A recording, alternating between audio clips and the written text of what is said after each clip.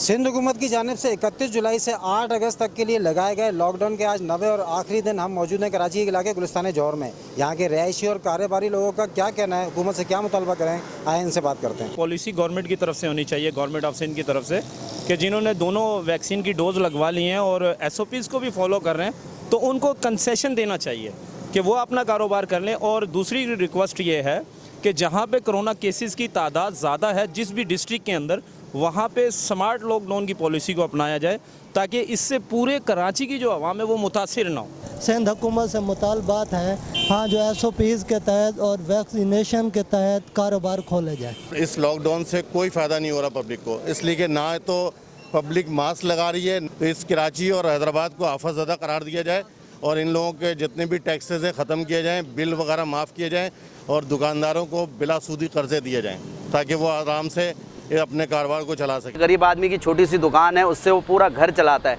अब उसका घर कैसे चलेगा? बिजली का बिल भरेगा, दुकान का किराया अदा करेगा।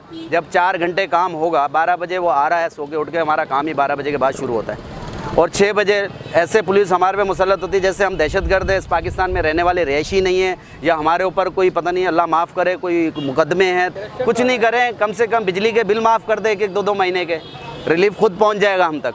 कुछ नहीं करें, किराए माफ़ करा दें दुकानों के 2-2 महीने के, हम तक रिलीफ पहुंच जाएगा। फिर हम साथ खड़े हुए हैं शाना बशाना। हुकूमत की जानिब से नाफिज करदा लॉकडाउन से कारोबारी तबका बहुत परेशान है। इनका मुतालबा है कि लॉकडाउन ख़त्म करके SOPs के तहत कारोबार खोला जाए।